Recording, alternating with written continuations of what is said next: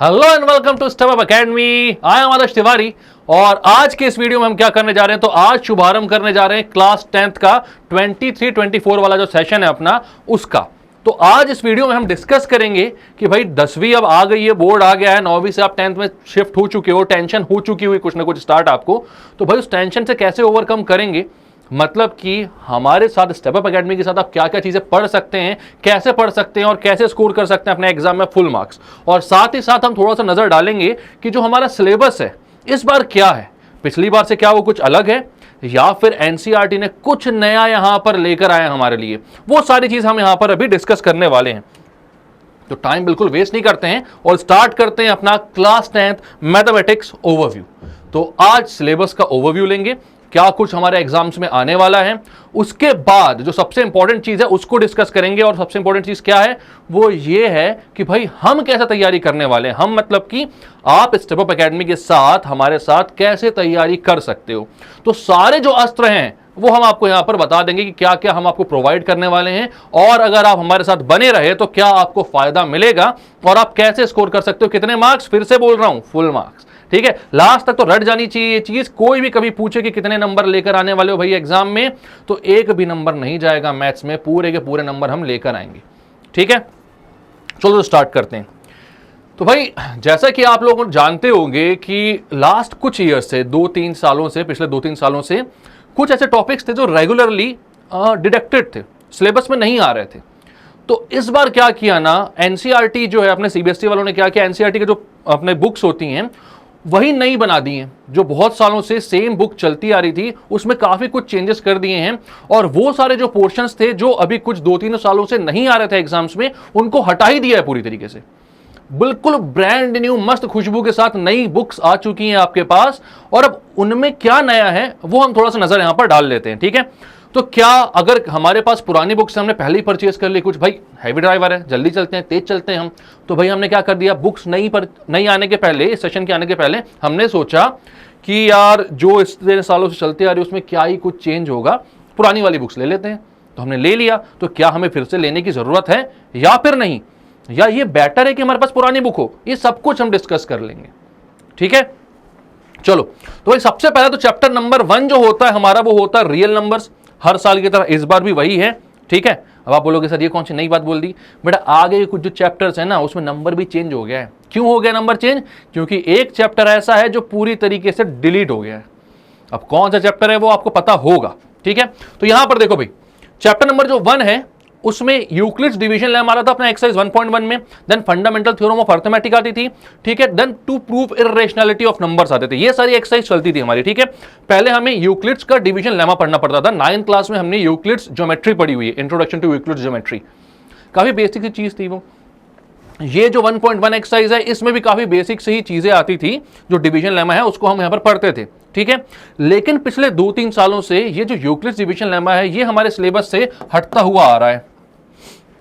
साथ ही साथ जो एक्सरसाइज 1.4 थी to convert rational numbers in decimal forms, तो डेसिमल फॉर्म्स में मतलब पी बाई क्यू के फॉर्म्स में लिखना उसको और फिर पता लगाना किसके लास्ट में भाई किसके डेसिमल टर्मिनेटिंग हो सकता है, किसका नॉन टर्मिनेटिंग रिपीटिंग हो सकता है। ये सारी जो चीजें थी एक्सरसाइज 1.4 में जो आ रही थी वो भी लास्ट कुछ सालों से हटती हुए आ रही थी। तो भाई ओल्ड टेक्स्ट बुक अगर आपने ली हुई है तो उसमें ये जो पोर्शन है वो आपको देखने को मिल जाएंगे। ठीक है, लेकिन जो न्यू टेक्स्ट बुक आ रही है भाई आपकी, जो न्यू टेक्स्ट बुक आ रही है वो क्या है, तो भाई न्यू टेक्स्ट बुक से आपके जो पोर्शंस हैं ये हट चुके हैं। ये जो पोर्शंस हैं वो हट चुके हैं और आपका जो चैप्टर है ना एकदम नए फॉर्म में दिख रहा है। जो आपका शुरुआत में यूक्लिड डिवीजन लेमा के सारे एग्जांपल्स और क्वेश्चंस होते थे वो नहीं दिख रहे हैं अब आप डायरेक्टली स्टार्ट करते हो कहां से, जहां से आपका सिलेबस पिछले कुछ सालों से आ रहा है। पहले आता है fundamental theorem of arithmetic 1.1 exercise, फिर आती है to prove irrationality of number, मतलब prove that root 2 is irrational, prove that root 5 is irrational. ऐसे जो क्वेश्चंस होते हैं उनके क्वेश्चंस आते हैं, मतलब वो वाली एक्सरसाइज आती है आपके पास। 2 ही एक्सरसाइज में पूरा जो चैप्टर है वो आपका खत्म हो जाता है। तो सोचो यहां पर सीधे सीधे 2 एक्सरसाइज और उनके पूरे टॉपिक्स आपके खत्म कर दिए गए हैं। तो बिल्कुल नहीं पढ़ना है आपको, सिर्फ ये दोनों एक्सरसाइज पढ़नी है और चैप्टर जो होगा वो क्या हो जाएगा, खत्म हो जाएगा। क्लियर है बात, आगे चलते हैं अब यहां पर।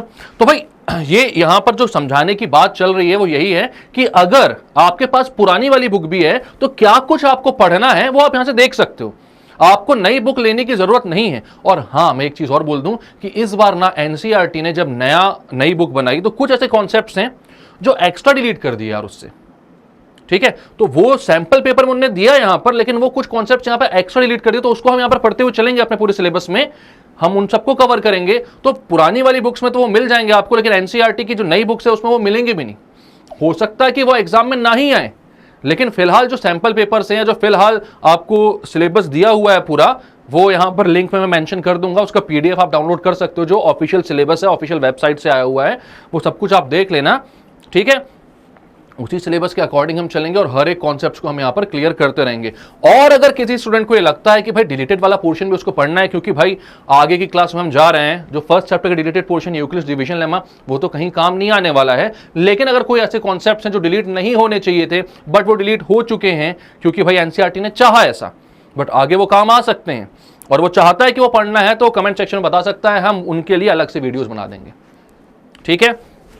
चैप्टर नंबर 2 पर आते हैं। आप जानते हैं चैप्टर नंबर 2 का नाम है पॉलिनोमियल्स। तो चैप्टर नंबर 2 में स्टार्टिंग होती थी कैसे भाई, जीरोस ऑफ अ पॉलिनोमियल क्या होता है, उसके ग्राफ्स क्या होते हैं, मतलब इससे पहले आप डेफिनेशन ऑफ पॉलिनोमियल्स वगैरह पढ़ लोगे, लेकिन एक्सरसाइज की बात करूं जो 2.1 एक्सरसाइज है, वो क्या है, जीरोस ऑफ पॉलिनोमियल एंड उनके ग्राफ जो है, ठीक है। तो पॉलिनोमियल के भाई ग्राफ कितनी बार वो कट कर रहा है एक्स एक्सिस, कितने इसके जीरोस हो सकते हैं, ये सब जो पता लगाने वाली चीज होती थी, एक्सरसाइज 2.1 में थी, 2 मिनट की एक्सरसाइज थी, एक बार देख के खत्म हो जाती है, तो अभी भी है, तो अच्छी बात है ना, इजी चीजें तो होनी चाहिए, नहीं जानी चाहिए भाई वो। इसके बाद zeros of quadratic polynomial and relationship between zeros and coefficients, जहां से अच्छे क्वेश्चंस बनते हैं, ठीक है। तो आपको पता है ये पॉलिनोमियल्स नाम का पॉलिनोमियल्स है, उसके बाद पूरा क्वाड्रेटिक इक्वेशन का ही भाई इंट्रोडक्शन चालू हो जाता है उसमें। तो इंट्रोडक्शन टू जो क्वाड्रेटिक इक्वेशन है वो उसके जीरोस निकालना, उसके बाद उसके कोएफिशिएंट्स और जीरोस के यानी कि रूट्स के बीच में जो रिलेशनशिप निकालने वाली बात होती है वो एक्सरसाइज 2.2 पर आती है, वो भी आ रही है। तीसरी एक्सरसाइज है भाई डिवीजन एल्गोरिथम। अब आपको पता है कि एक आपको एफ ऑफ एक्स दिया होता था x square plus 2x plus 5, दूसरा दिया होता था g of x x plus 1, और बोलता था भाई f of x divided by g of x r of x क्या आएगा, रिमाइंडर कितना बचेगा, वो आपको निकालना होता था इन दोनों को डिवाइड करके। तो वो जो चीज थी वो हट चुकी है, और 2.4 जो अपनी ऑप्शनल या मिसलेनियस एक्सरसाइज जिसको बोलते हैं, वो भी इस बार क्या है, हट चुकी है। तो ये दोनों चीजें आपकी नहीं आ रही हैं, तो नहीं आ रही है तो सिलेबस में तो नहीं है, तो ओल्ड टेक्स्ट बुक है आपके पास, तो भाई इतना पढ़ना, उसके बाद की चीजों को हटा देना, मत करना, ठीक है।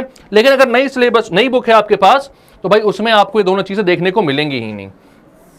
पेजेस बचा लिए भाई, उनने बोला कि भाई क्या जीरोस ऑफ पॉलिनोमियल बनाओ, relationship between coefficients and roots करो, खत्म करो चैप्टर को, आगे मत जाओ, इससे हम क्वेश्चन देंगे, पढ़ लो आराम से, बढ़िया बात है। तो नई टेक्स्ट बुक में आपको कुछ इस तरीके से देखने को मिलेगा। इसके बाद जो अपना तीसरा चैप्टर आता है pair of linear equations in 2 variables, ठीक है। अब इस चैप्टर में भी जब आप स्टार्ट करते हो भाई, तो पहले जो ओल्ड टेक्स्ट बुक है वो क्या करते थे, convert to linear equation to graph, draw graph, मतलब कि कन्वर्जन ऑफ लीनियर इक्वेशन, या फिर आप ये बोलो कि लीनियर इक्वेशन को क्या करना है, ग्राफ में बदलना है, ठीक है। तो ग्राफ्स आपको लीनियर इक्वेशन के प्लॉट करना जो होता है, प्लॉट करना आपको ग्राफ ऑफ लीनियर इक्वेशन, तो वो सारी चीजें जो करनी थी एक्सरसाइज 3.1 में करनी थी, वो यहां पर हटा दी गई हैं। बट मैं हाईली रिकमेंड करूंगा कि अगर आप लोग नीट और जेईई के एस्पिरेंट्स हो, तो जो ग्राफ है ना भाई, वो बनाना सीख लो अच्छे से। मैं जब पढ़ाता हूं ना, तो पॉलिनोमियल्स का जो चैप्टर होता है उसमें भी आपको ग्राफ्स अच्छे से बताता हूं, और यहां पर भी आपको ग्राफ्स अच्छे से बताता हूं, क्योंकि भाई अपन को 11 12 भी पढ़ना है, सब मैं ही लूंगा, आपका टेंशन मत लो, ठीक है, ठीक है। तो यहां पर आपको जेईई भी पढ़ना है, वो भी मैं लूंगा। तो जब हमारा जो बेसिक्स होते हैं ना, उनको क्लियर करते हुए चलना है, आगे ग्राफ्स का बहुत इंपॉर्टेंट रोल होता है, हमको सारे फंक्शन के ग्राफ बनाना बहुत जरूरी होता है, ठीक है। अगर आपको जेईई नीट कुछ क्लियर करना है, तो भाई आपको 3 पोर्शंस जो होते हैं बहुत इंपॉर्टेंट होते हैं कि वो आपके क्लियर होने चाहिए। अब आप बोलोगे सर नीट की बात क्यों कर रहे हो, आप तो मैथ्स पढ़ा रहे हो, भाई फिजिक्स भी तो है। तो आपका जो कैलकुलस है, जो वेक्टर्स है और जो ग्राफ है, वो 3 चीजें बहुत क्लियर होनी चाहिए। इसलिए यहां पर भी ग्राफ वाला जो पोर्शन है वो कर लेना आप लोग, ठीक है। आपको लगेगा मुझे करवाना है तो अपन भी कर लेंगे साथ में, ठीक। इसके बाद types of pair of linear equation and graph of linear equation, जो types of pair of linear equations होती हैं वो आपको यहां पर पढ़ना है अच्छे से, उसमें कोई दिक्कत की बात नहीं है। और उसके बाद उनका ग्राफ बनाना है, मतलब कि ये वो वाला है ना भाई, आपको कौन से यहाँ पर इंटरसेक्टिंग लाइंस बनाएंगी, कौन से बनाएंगे आपको पैरेलल लाइंस, और कौन से बनाएंगी अपना कोइंसिडेंट लाइंस। तो वो जो होता है ना a1/a2 not equals to b1/b2, a1/a2 equals to b1/b2 not equals to c1/c2, a1/a2 equals to b1/b2 equals to c1/c2, कौन सी कंसिस्टेंट है, कौन सी इनकंसिस्टेंट है, ये सारी चीजें पढ़नी है आपको। 3.2 वाली एक्सरसाइज रहेगी। देन आपको सब्स्टिट्यूशन मेथड यहां पर यूज करना है, एलिमिनेशन मेथड आपको यूज करना है, ठीक है। तो क्या नहीं करना है, तो भाई ये क्रॉस मल्टीप्लिकेशन मेथड जो हर साल से 2-3 साल से हटा हुआ आ रहा है, मतलब हमको पता है जब हमें pair of linear equation solve करनी है तो क्या करना होता है, तो भाई यहां पर आपको या तो सब्स्टिट्यूशन मेथड लगाना होता है या तो एलिमिनेशन मेथड। तीसरे का तो कोई नाम नहीं लेता, क्रॉस मल्टीप्लिकेशन मेथड। हो सकता है किसी का फेवरेट हो सकता है भाई, तो लेकिन जिसका फेवरेट है तो अफसोस के साथ ये कहना पड़ेगा कि वो हट गया है, ठीक है। तो वो वाला पोर्शन हट चुका है और जो आपकी ऑप्शनल एक्सरसाइज है वो भी हट चुकी है। तो पुरानी बुक्स में सारी चीजें देखने को मिलेंगी। जो जो आपको पढ़ना है वो ब्लैक से लिखा हुआ है, जो नहीं पढ़ना है वो रेड से लिखा हुआ है, और जो नई बुक है वहां पर आपको सिर्फ 3.1, 3.2, 3.3 यही एक्सरसाइज मिलेंगी। बाकी सारी एक्सरसाइजेस जो हैं वो हट चुकी हैं आपकी बुक से। कितना अच्छा ना पेज बचा रही है एनसीईआरटी। सही बात है भाई, जो चीज नहीं देनी है वो देना क्यों बुक में, कंफ्यूज क्यों करना बच्चों को। चैप्टर नंबर 4 पर आते हैं। चैप्टर नंबर 4 का नाम है क्वाड्रेटिक इक्वेशंस। और आपको पता है कि यहां पर जिस तरीके से पिछली बार जो एक मेथड आपको बिल्कुल नहीं पसंद आता था, वो कौन सा मेथड था, क्रॉस मल्टीप्लिकेशन मेथड, वैसे ही क्वाड्रेटिक इक्वेशंस को सॉल्व करवाने का एक जो मेथड है जो किसी बच्चे को नहीं पसंद है, वो होता है कंप्लीटिंग द स्क्वायर मेथड। तो कंप्लीटिंग द स्क्वायर मेथड जो है वो हट चुका है, बाकी पूरा जो चैप्टर है वो एज इट इज है, ठीक है। तो आपको भाई क्वाड्रेटिक इक्वेशन फाइंड करना है, क्या होता है क्या नहीं होता, उसकी पूरी डेफिनेशन करनी है। 4.1 एक्सरसाइज आ रही है, रूट्स उसके फाइंड करने हैं अच्छे तरीके से, और जो भाई डिस्क्रिमिनेंट वगैरह है और उनका जो एप्लीकेशन है, वर्ड प्रॉब्लम्स वगैरह हैं, वो सारी चीजें आपको करनी है बहुत अच्छे तरीके से। लेकिन क्या नहीं करना है, तो आपको कंप्लीटिंग द स्क्वायर मेथड नहीं करना है, ठीक है। तो जो न्यू टेक्स्ट बुक है वो कैसी है, तो वो देख लो भाई। 4.1, 4.2, 4.3 है, बाकी सारी चीजें नहीं है इसमें। इसके बाद 5th चैप्टर पे आते हैं, अर्थमेटिक प्रोग्रेशन पर। अर्थमेटिक प्रोग्रेशन पर क्या है भाई, अब यहां पर पूरा का पूरा चैप्टर जो है वो सब आपको दिख रहा है, यहां पर कुछ भी डिलीट नहीं हुआ है। 5.1 आ रही है, 5.2 आ रही है, 5.3 आ रही है, ठीक है। अर्थमेटिक प्रोग्रेशन क्या होता है, उनके एंड टर्म्स कैसे निकाले जाते हैं, सम क्या होता है भाई एपी का कैसे निकाला जाता है, सारी चीजें, और सम ऑफ एंड टर्म्स, और फिर जो सिलेक्शन ऑफ टर्म्स होते हैं ना अपने, जो भी चीज है, मतलब बेसिकली जो भी चीज है अर्थमेटिक प्रोग्रेशन में, वो सब कुछ यहां पर आ रहा है, ठीक है। इवन ऑप्शनल एक्सरसाइज भी जो है इसकी वो भी नहीं हटाई गई है।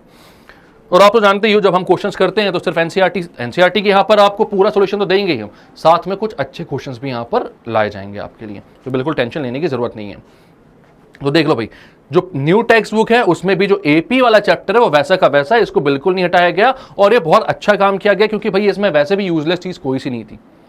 हालांकि यूजलेस तो कुछ भी नहीं होता, सब कुछ पढ़ना चाहिए मैथ्स में, लेकिन हाँ, कंप्लीटिंग द स्क्वायर मेथड नहीं भी प्रैक्टिस करोगे तो कोई जरूरत नहीं है, वो आगे यूज भी नहीं करोगे आप। क्रॉस मल्टीप्लिकेशन मेथड हालांकि कुछ क्वेश्चंस में बहुत अच्छे तरीके से वो यूज होता है, तो वो रहना चाहिए। हालांकि हमें अच्छा नहीं लगता है वो, बट हाँ, आगे जाकर बहुत सारी ऐसी जगह होती है जहां पर क्वेश्चन जो है वो सॉल्व करने के लिए आपको क्रॉस मल्टीप्लिकेशन मेथड वहां पर बेस्ट होता है, तो उसको आना चाहिए था, बट ठीक है, हटा दिया गया, क्या कर सकते हैं। आपको पढ़ना हो तो आदेश कर देना, पढ़ा देंगे। इसके बाद चैप्टर 6 आता है आपका, कौन सा, ट्रायंगल्स। अब ट्रायंगल्स चैप्टर में भाई यहां पर ये एक बहुत अच्छा टॉपिक था जो हर बार आता ही आता था, वो हटा दिया जाता है, बात करते हैं उसकी। सिमिलर फिगर्स आपको देखना है, ठीक है। फिर बीपीटी बेसिक प्रोपोर्शनलिटी थ्योरम या फिर थेल्स थ्योरम बोलते हैं, वो भी आपको देखना है, ठीक है। Converse of basic proportionality theorem भी, उसके जो एक्सटेंशंस होते हैं, कुछ और फॉर्मुले जो उनसे बनते हैं, वो सारी चीजें आपको प्रूव करनी है। सिमिलैरिटी ऑफ ट्रायंगल्स, ऑब्वियसली यार अभी तक तो सिमिलर ट्रायंगल्स आए नहीं था, वो तो आने ही है, ठीक है। हट क्या गया, तो ratios of areas of similar triangles बहुत इंपॉर्टेंट टॉपिक था, बहुत अच्छे और इजी क्वेश्चंस बनते थे और आते ही आते थे इससे क्वेश्चन, ये हट गया यार, ठीक है। Pythagoras theorem and converse of Pythagoras theorem, इनका तो प्रूव ही डायरेक्ट लिया जाता था। मतलब आप देखोगे अगर पिछले कुछ सालों से छोड़ दिया जाए 2-3 साल को, तो उससे पहले का जब देखोगे ना आप, तो इसका प्रूफ बहुत बार पूछा गया है यार, और बहुत ईजी होता था। एक बार आपने समझ लिया तो, नहीं समझा तो फिर तो हट कुछ टफ है। और इनके जो एप्लीकेशन के क्वेश्चन होते थे वो काफी अच्छे लेवल के बन जाते थे, तो वो सारी चीजें यहां पर हट गई हैं। ऑप्शनल एक्सरसाइज नंबर 6 भी हट गई है। तो ये चैप्टर जिससे बच्चे डरते थे ट्रायंगल्स के नाम से, वो भी आपके लिए बहुत आसान कर दिया गया है। तो भाई अब भी अगर आप 100 मार्क्स को एम नहीं कर रहे हो तो कर लो यार, सब कुछ मिलाकर बोल रहा हूं मैं, ठीक है। इंटरनल असेसमेंट वगैरह सब कुछ मिलाकर 100 में 100 लेकर आने, ठीक है। चलो अब नया जो चैप्टर है भाई 6.1, 6.2, 6.3 में सिमट गया।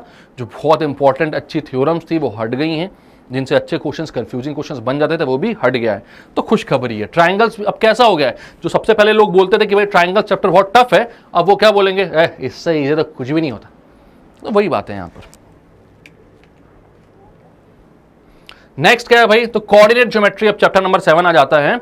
और यहां पर भी चीजें जो हैं, जो अच्छी चीज थी, एक थ्योरम थी, मतलब एक फॉर्मूला था, उसका प्रूफ था, फिर उसको प्रूफ को आप नहीं भी करो तो उसके जो क्वेश्चंस बनते थे अच्छे अच्छे बनते थे, तो भाई वो भी हट गया है। एरिया ऑफ ट्रायंगल से रिलेटेड चीजें और ऑप्शनल एक्सरसाइज यहां से हट गई हैं।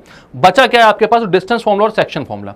अब सेक्शन में मिड पॉइंट फॉर्मूला भी आ जाता है। तो 7.1 और 7.2 एक्सरसाइज जो है वो बची हैं, बाकी सारी चीजें हट गई हैं। तो यहां पर भी पूरी तरीके से कोशिश यही की जा रही है कि आपके मार्क्स बहुत अच्छे तरीके से आ जाएं। हालांकि ये फॉर्मूला रह सकता था, आगे कुछ चीज़ों को प्रूव करने में काम भी आता है, बट ठीक है, नहीं है तो क्या कर सकते हैं। तो देख सकते हो नई जो टेक्स्ट बुक है उसमें क्या क्या मिल रहा है आपको यहां पर।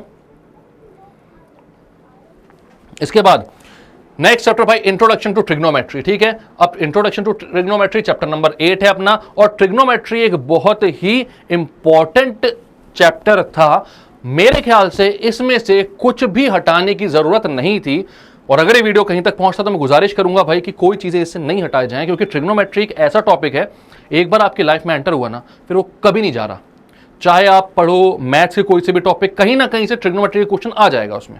ठीक है, उसके बाद फिजिक्स में देख लो, कहीं ना कहीं ट्रिग्नोमेट्री आएगा ही आएगा। इवन केमिस्ट्री में भी कई सारी जगह आपको ट्रिग्नोमेट्री मिल जाएगा। बायो का पता नहीं मुझे, हो सकता है उसमें भी ट्रिग्नोमेट्री लगता हो। ठीक है, तो भाई यहां पर एक बहुत इंपॉर्टेंट टॉपिक होता है कॉम्प्लीमेंट्री एंगल्स का, वो हट गया यार, वो हटना नहीं चाहिए था। आगे 11th में बहुत ज़्यादा काम आता है वो, उसके प्रूफ वगैरह कर लो तो आगे के क्वाड्रेंट वगैरह के जो रूल्स होते हैं ना वो बहुत क्लियर हो जाते हैं। हट गया है, तो एक दरख्वास्त अगर कोई सुन ले, ना हटाया जाए, बहुत अच्छा है। और ऐसा भी नहीं है भाई, आप स्टूडेंट्स हो, आप लोग गुस्सा मत होना कि भाई ये तो खड़े होकर बोलने लगा कि नहीं हटाया जाए, हमारा सिलेबस कम हो रहा है, इनको क्या दिक्कत हो रही है। ईजी है, अगर उसका क्वेश्चन आ गया ना तो आप चाहोगे कि कॉम्प्लीमेंट्री एंगल्स ही रहना चाहिए। सबसे ईजी टॉपिक था। ठीक है, तो आपके साथ हूं मैं, आप ही की टीम में हूं, टेंशन मत लो। तो अब क्या है, ट्रिग्नोमेट्रिक रेशियोज 8.1 एक्सरसाइज आ रही है, 8.2 एक्सरसाइज आ रही है, 8.4 एक्सरसाइज आ रही है ट्रिग्नोमेट्रिक आइडेंटिटीज की। यहां पर तो भाई स्टैंडर्ड एंगल वाला आ गया कि sin 0, sin 90, cos 0, cos 45, cos 30, 60 पर ये सब कैसे होते हैं। ठीक है, पहला तो इजी हो गया भाई, कौन सा, पंडित बद्री प्रसाद हर हर बोले वाला, P/H, B/H और P/B वाला। और दूसरा क्या हो गया, वही जो स्टैंडर्ड एंगल से 0, 30, 60, 45 और 90 के। तो ये सारी चीजें आ गई। पहले दो तो बहुत बेसिक एक्सरसाइज हो गई। जो तकलीफ देने वाली एक्सरसाइज है वो 8.4 है, वो भी नहीं देगी अगर आप साथ में पढ़ते रहोगे। ठीक है, और इसमें से भी क्वेश्चन नंबर 3 जो है उसको हटा दिया गया है। ठीक है, तो भाई एक कॉम्प्लीमेंट्री एंगल्स मतलब sine 90 minus theta, cos 90 minus theta, आपके यहाँ सिर्फ 90 माइनस थीटा है क्लास 10th में, ऊपर क्लास में तो 90 प्लस थीटा वगैरह भी होता, बट ठीक है यहाँ पर कॉम्प्लीमेंट्री एंगल्स है तो मतलब सम ही 90 होना चाहिए उनका, तो 90 माइनस थीटा की बात की जाएगी यहाँ पर। तो वो एंगल्स जो थे, वो जो क्वेश्चंस थे वो हट जाएंगे यहाँ से। इजी थे, अच्छे थे, रहने चाहिए थे, बट नहीं, हट गए तो हट गए, कुछ नहीं कर सकते। तो भाई यहाँ पर क्या है, ट्रिग्नोमेट्रिक रेशियोज 8.1 रहेगी, 8.2 रहेगी, 8.3 रहेगी। ठीक है, अब आप बोल रहे होगे 8.3 तो हटा दी भाई, जब ये 8.3 हटा दी इसके बाद 8.4 आई ना, तो वही अब नहीं 8.3 बनकर आ जाएगी। ठीक है, ये थोड़ी बोलेंगे कि भैया पहले 8.3 थी अब वो हट गई तो यहाँ पर 8.3 हम खाली छोड़ देंगे, आगे 8.4 जो है उसको 8.4 रहने देंगे, नहीं होगा ना। इसी का नंबर जो हो जाएगा वो क्या हो जाएगा, 8.3। तो कुछ ऐसा दिखेगा आपको। और ट्रिग्नोमेट्रिक आइडेंटिटीज जो है वो आपके एक्सरसाइज नंबर 8.3 बन जाएगी, जो पहली वाली बुक में 8.4 है। तो याद रखना इस चीज को, कंफ्यूज मत होना कि भैया एक्सरसाइज 8.3 डिलीटेड है तो आपने क्या किया, 8.3 नई वाली बुक से भी हटा दी, ट्रिग्नोमेट्रिक आइडेंटिटीज हटा दी, नहीं ये नहीं करना। 8.3 पुरानी वाली बुक से जो कि था कॉम्प्लीमेंट्री एंगल्स की एक्सरसाइज, तो उसको हटा दो आप। लेकिन नई वाली बुक में जो है भैया वो 8.3 हो गई ट्रिग्नोमेट्रिक आइडेंटिटीज। तो नई वाली बुक है जिसके पास, उसको तो पूरा पढ़ना ही है, उसमें से कुछ भी हटाने की जरूरत नहीं है। नेक्स्ट पर आते हैं भाई, तो नेक्स्ट अपना एप्लीकेशन ऑफ ट्रिग्नोमेट्री। सबको पता है हाइट एंड डिस्टेंसेस के नाम से भी फेमस है ये चैप्टर, और ये चैप्टर बहुत ही अच्छा होता है। मतलब इससे अच्छा इजी चैप्टर क्वेश्चन लगता ही नहीं अपन को। ट्रिग्नोमेट्री एक बार पढ़े, थोड़ा सा कहीं टफ लग गया, आइडेंटिटीज को प्रूव करना, हाइट एंड डिस्टेंस पर आ गए, सारे क्वेश्चंस बन गए। ठीक है, तो यहां पर भाई हाइट एंड डिस्टेंस में सब कुछ आ रहा है एक्सरसाइज 9.1 का, बस क्वेश्चन नंबर 16 जो है वो नहीं आ रहा है। तो एक चीज हटी हुई है नई वाली बुक में, आपको वो देखने को नहीं मिलेगा, बाकी सारी चीजें आपको देखने को मिल जाएंगी। 9.1 आ रहा है। इसके बाद चैप्टर नंबर 10 सर्कल्स आ गया है आपका। सर्कल्स में भाई कुछ भी नहीं हटा है, वैसे भी इतना छोटा चैप्टर था, उसमें कुछ हटने की जरूरत भी नहीं थी, ज्यादा कुछ था भी नहीं उसमें। तो क्या क्या बोल रहा है, elements of circles, tangents, perpendicularity theorem with proof, ये सारी थ्योरम जो है एक्सरसाइज 10.1 जो है वो सारी चीजें आ रही हैं। ठीक है, 2 पॉइंट से टेंजेंट बना, 1 पॉइंट से टेंजेंट बनाना बाहर, फिर रेडियस परपेंडिकुलर होता है, ये सारी जो थ्योरम्स होती है वो सब कुछ यहाँ पर आ जाएंगी। ठीक है, tangent segments from external point to same circles are equal theorem with proof. तो भाई सेगमेंट्स वगैरह की बात कर रहे हो, टेंजेंट्स कहाँ से आ रही हैं भाई, ये सारी जो थ्योरम्स है और एक्सरसाइज 9.2 है, 10.2 है सॉरी मेरी गलती, वो सारी चीजें यहां पर आएंगी। ठीक है, कोई दिक्कत कोई परेशानी यहां पर आपको, भाई कौन कौन से टेंजेंट, कौन कौन से कॉर्ड्स कहां से इक्वल होते हैं, कहां से परपेंडिकुलर डलता है, ये सारी चीजें यहां पर आपको प्रूव करनी पड़ेगी। इनमें बहुत सारी चीजों को प्रूव करने के लिए कॉन्ग्रुएंसी का यूज करते हो आप, जो कि क्लास 9th में आप पढ़ के आए हुए होते हो, तो वो चैप्टर आपका क्लियर होना चाहिए। ठीक है, तो यहां पर जैसा पहले था वैसा ही बाद में भी है, कुछ भी चीज डिलीट नहीं हुई है। ठीक है, ये देखो अब आई ना खुशी की बात, चैप्टर नंबर 11 जो था पुरानी बुक का, याद रखना पुरानी बुक का भाई। ठीक है, पुरानी बुक का चैप्टर नंबर 11 जो है वो पूरी की पूरी तरीके से डिलीट हो गया, कंस्ट्रक्शन चैप्टर।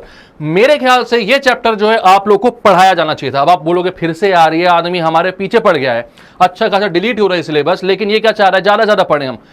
यार मैं इसलिए चाहता हूं बस ये सारी चीजें आप पढ़ोगे ना तो आगे जाकर अगर इंजीनियरिंग करनी है आपको, वहां पर आएगा चैप्टर मतलब सब्जेक्ट इंजीनियरिंग ड्राइंग, हालांकि ये उसका कुछ भी नहीं लगता मतलब, लेकिन फिर भी कंस्ट्रक्शन जो है ना वो चीजें आप सीखते हो, और वो जो बेसिक्स है यही बेसिक्स आपको काम आएंगे इंजीनियरिंग ड्राइंग में। तो ये चैप्टर होना चाहिए था, बट हटा दिया।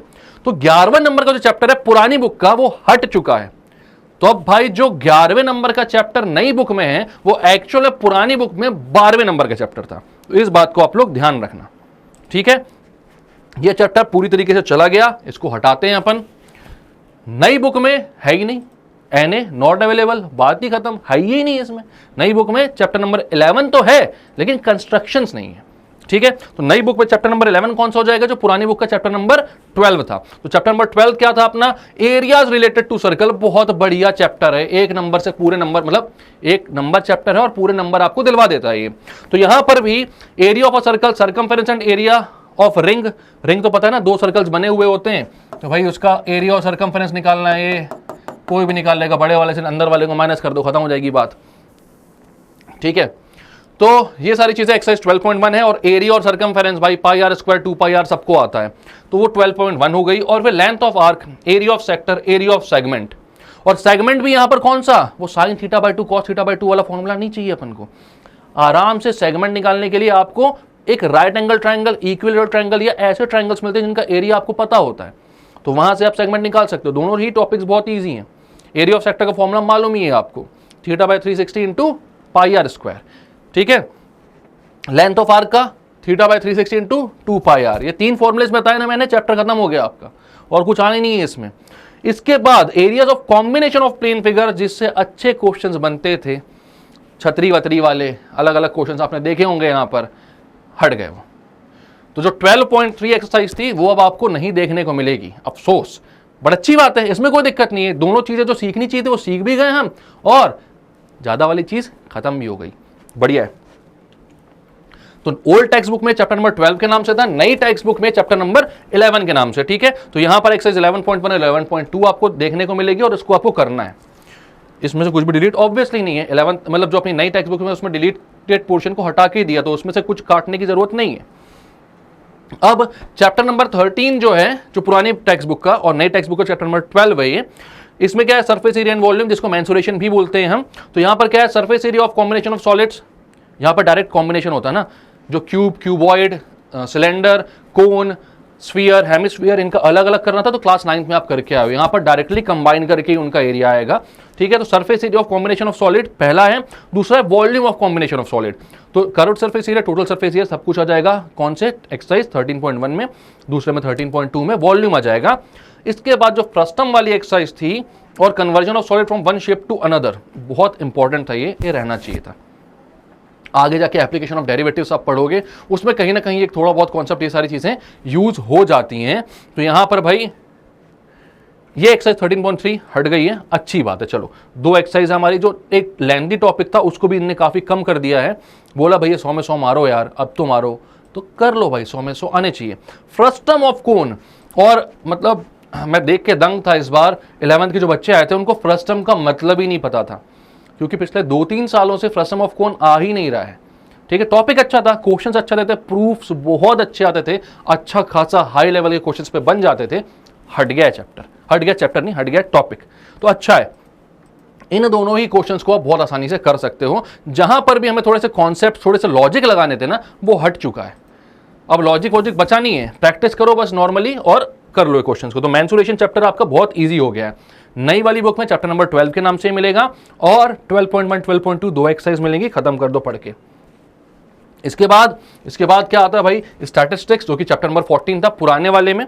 नए वाले में वो चैप्टर नंबर 13 के नाम से मिलेगा। मीन, मीडियन, मोड, मीन के सारे फॉर्मुलेज, मीडियन और मोड के जो फॉर्मुलेज होते हैं वो, उन फॉर्मुले बेस्ड जो क्वेश्चंस होते हैं उनको हमें करना है। उसके बाद जो ओजिव वाला था ना, ओगिव या ओजिव जो भी बोलते हैं, ओजाइव बोलता हूं मैं इसको, ठीक है, तो इनके जो थे और मोर देन और लेस देन वाले ग्राफ जो यहां पर यूज होते थे, उनके थ्रू जो हम ओजाइव बनाते थे वो हमें नहीं बनाना है। लेस देन और मोर देन वाला वो हमें नहीं बनाना है। तो जिसमें थोड़े बहुत भी कंफ्यूजन होती थी, बोलते थे भाई रखो ही मत, एनसीईआरटी वाले बोल रहे कंफ्यूजन होनी नहीं चाहिए हमारे स्टूडेंट को, पूरे नंबर लाने इनको, तो इन्हें हटा दिया 14.4। तो आप सीधे फॉर्मूला लगाओ और आंसर पाओ वाली स्कीम हो चुकी है स्टैटिस्टिक्स में, बाकी सब कुछ खत्म हो चुका है। नई वाली बुक में चैप्टर नंबर 13 के नाम से मिल जाएगा, 13.1 13.2 13.3, बस ये करना है, इसके अलावा और कुछ नहीं करना है। ठीक है, अब बात आती है भाई प्रोबेबिलिटी की। तो ये चैप्टर नंबर 15 था हमारा पुरानी बुक्स में, और नई वाली बुक में चैप्टर नंबर 14 के नाम से रहेगा। यहां पर types of events and probability of events, जो पहली एक्सरसाइज है वही रहेगी, और जो ऑप्शनल एक्सरसाइज थे, मतलब पहली एक्सरसाइज में ही सारे क्वेश्चंस कवर थे इसके, और अच्छे क्वेश्चंस बन जाते हैं। जो ऑप्शनल एक्सरसाइज है वो हट गई है, लेकिन आपको पता ही है कि ये लोग जो क्वेश्चन देते हैं वो सिर्फ और सिर्फ एनसीईआरटी बेस्ड तो नहीं देते हैं, बाहर के रिफ्रेशर से भी उठा लेते हैं, तो वो सब यहाँ पर मिल जाएगा आपको। तो कर तो लेना ही आप लोग भी, जहां जहां हटा भी दी ना ऑप्शनल एक्सरसाइज प्रैक्टिस के लिए, तो कर लेना यार। चलो, तो नई बुक में सिर्फ चैप्टर नंबर 14 के नाम से मिलेगा, 14.1 एक्सरसाइज देखने को मिलेगी, और कुछ भी देखने को नहीं मिलेगा आपको। चलो भाई, अब यहां पर हम देखेंगे कि कोर्स डिटेल्स, मतलब कि हमारे साथ आप क्या क्या पढ़ोगे और कैसे आप टारगेट कर सकते हो पूरे मार्क्स को अपने यहां पर अपने बोर्ड्स में। ठीक है, किसके साथ? स्टेप अप एकेडमी के साथ। तो भाई यहां पर देखो हम क्या क्या आपको प्रोवाइड करने वाले हैं। तो सबसे पहले तो complete NCERT solutions with all concepts, मतलब कि हम आपके सारे कॉन्सेप्ट्स को उठाएंगे, एक एक कॉन्सेप्ट को समझाते हुए सारी एनसीईआरटी जो क्वेश्चंस है उनको हम आपके लिए सॉल्व करेंगे, सारी की सारी एक्सरसाइज को सॉल्व करेंगे, कुछ भी नहीं बचेगा। ठीक है, ये सब कुछ फ्री है, ये सब कुछ फ्री है भाई, किसी का कोई चार्ज आपको यहां पर देने की जरूरत नहीं है।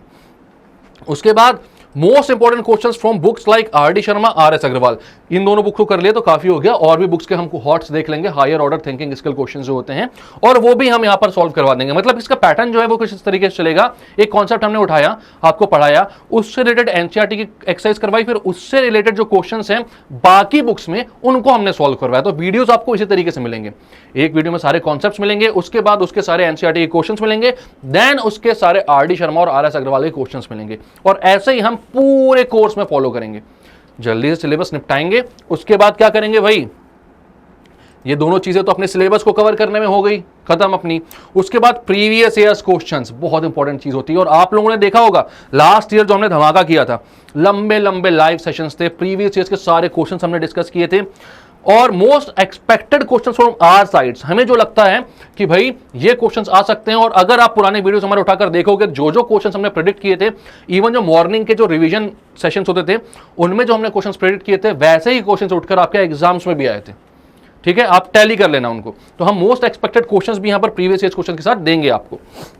उसके बाद आपको पैटर्न पता ही है, आजकल 20 एमसीक्यूज आते हैं, देन उस एमसीक्यूज में कुछ असर्शन रीजन क्वेश्चंस भी होते हैं, फिर हमारी जो सब्जेक्टिव क्वेश्चंस उसमें केस बेस्ड क्वेश्चंस भी आते हैं, तो उन सब की प्रैक्टिस करना भी जरूरी है। तो चैप्टर वाइज हम एमसीक्यू भी उठाएंगे, chapter wise assertion reason questions भी उठाएंगे, और केस बेस्ड क्वेश्चंस भी करेंगे। तो ये सारी की सारी चीजें, मतलब कि सारे सब्जेक्टिव क्वेश्चंस की प्रैक्टिस तो आपको पहले ही हो गई, प्रीवियस ईयर्स में जो भी क्वेश्चन आए थे वो भी आपको सारी प्रैक्टिस हो गई, और MCQ assertion reason question, case based question, इसकी भी प्रैक्टिस आपको हो गई बहुत अच्छे तरीके से।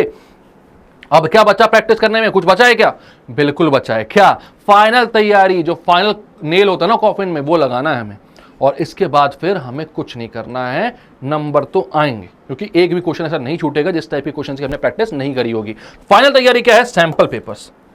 तो जो ऑफिशियल सैंपल पेपर्स आए हैं सीबीएसई के वो तो हम करेंगे, साथ में ही स्टेप अप एकेडमी के खास तौर पे बनाए हुए सारे सैंपल पेपर्स हम यहां पर सॉल्व करेंगे। तो फिर क्या बचा?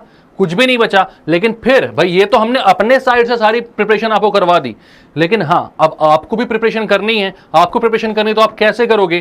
तो भाई पहली चीज तो ये कि हम अपने वीडियोस के साथ आपको प्रोवाइड करेंगे डीपीपीस। कौन बेटा, डीपी क्या होती है? देखो इनको ही पता है, daily practice paper. Daily practice paper हम यहां पर सॉल्व करेंगे।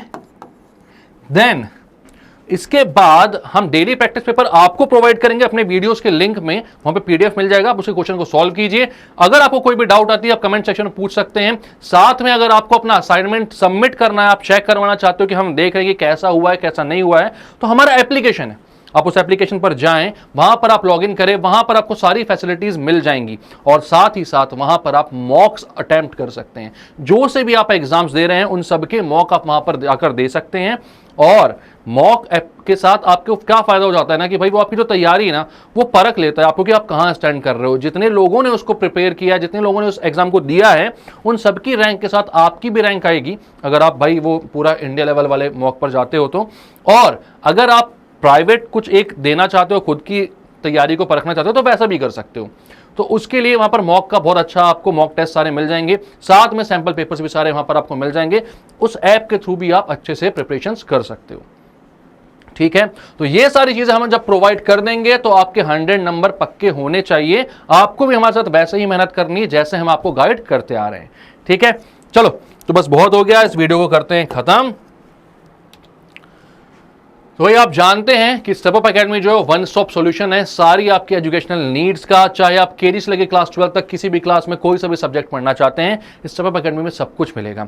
नीट हो, जेई हो, सीए हो, सीपीटी हो, सारे कॉम्पिटिटिव एग्जाम्स हो, एनटीएसटी भी हो 9-10 के लिए, एप्टीट्यूड रीजनिंग आपको पढ़ना है, सब कुछ आपको स्टेप अप एकेडमी में मिलता है। तो स्टेप अप एकेडमी के चैनल को शेयर कीजिए, सब्सक्राइब कीजिए, लाइक कीजिए हमारे वीडियोस को, और अपने सारे भाई बंधु लोगों को, अपने सारे फ्रेंड्स एंड रिलेटिव्स को सब कुछ बताएं, सबको बताएं भाई जो भी पढ़ रहा है उसको यहाँ पर स्टेप अप एकेडमी में उसके लायक चीजें मिल जाएंगी। तो सब तक सर्कुलेट कर दें इस इंफॉर्मेशन को। ठीक है, तो शुरुआत से लेकर लास्ट तक जुड़े रहने के लिए आपको मेरी और स्टेप अप एकेडमी की तरफ से थैंक यू। मिलेंगे नेक्स्ट वीडियो पर जहां पर हम स्टार्ट करेंगे अपने कोर्स को, सारे कॉन्सेप्ट को समझेंगे, सारे क्वेश्चंस को सॉल्व करेंगे।